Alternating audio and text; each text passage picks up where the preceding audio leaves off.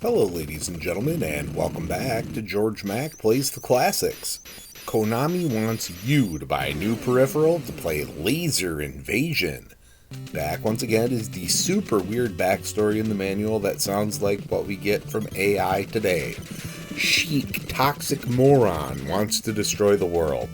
To do this, he has had his scientists create a doomsday missile called the Techno Scorch. We're talking 37,000 miles in 13.8 minutes. This thing could take any target out without a second to counter it. So it's up to you to take on 4 missions to destroy the thing and save us all.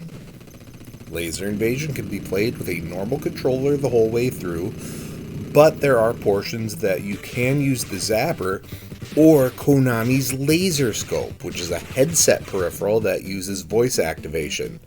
I'd like to try the Laser Scope, but I refuse to spend the amount of money necessary to get one.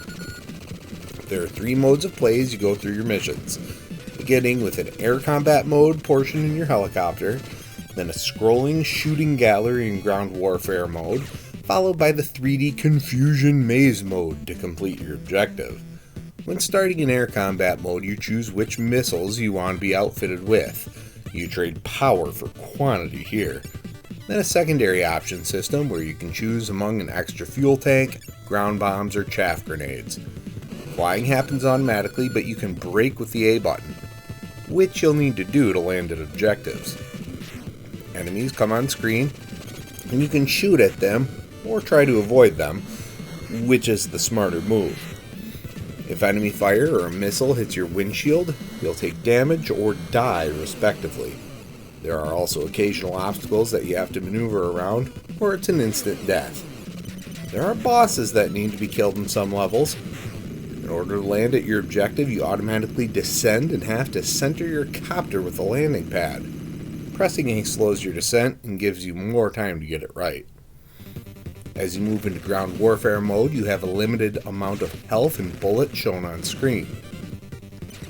As the scene scrolls, enemies pop up on screen and you want to shoot them as quickly as possible so they don't hurt you. There are gun-toting guys, bottle-throwing guys, foreground knife slashers, gun turrets, tanks, and more. At set points in the stage, there are crates that you can shoot to unveil hearts to replenish your health. When you're on low on bullets, a crate with more will appear as well. If you see a red barrel, you can shoot it for a screen-clearing explosion. Once you reach the end, there is a building you enter to start the next phase. The 3D confusion maze mode is a fairly simple mission. You walk by pressing up and turn with left and right. When you come to a door, the A button will open it. You'll take a step forward and suddenly be beset upon by enemies. They randomly pop up, and I found it difficult to not take damage from some of them. It may be easier to pick them off with a zapper, but I didn't try. Some mazes are quick in and out affairs, while others require you to find your way to an objective and then out before the whole place blows down. It's best to be fast in this situation, otherwise you'll lose a life. You even lose your gun at one point, so stumbling into a battle is not your best bet. The final scene has you going through corridors that will murder you if you don't slow down far enough back to destroy missiles in a wall. Then open areas of obstacles that you have to fly around. Next, you have to launch 10 special missiles into the Techno Scorch before it can get too far off the ground.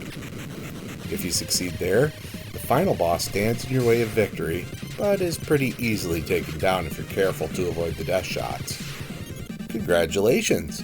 You saved the world from chic, toxic moron. When it comes to creating Laser Invasion on NES, graphics get a 3.0.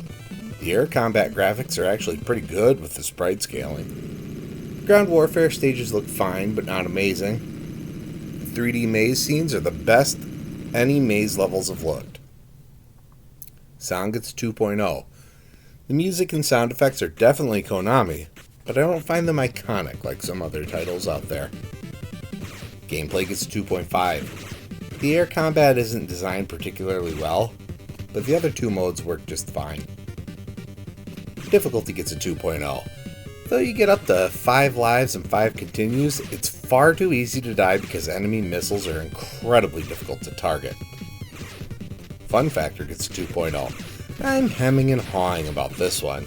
This isn't an incredibly fun game, but it may scratch an itch that you have, so I'll say your mileage may vary. Overall, Laser Invasion earns a 2.3 and gets a C+. Look, it's a better game than I had expected, but it's not great. I'll have to try it with a zapper sometime to see how it plays. Well, that's going to do it for me for today.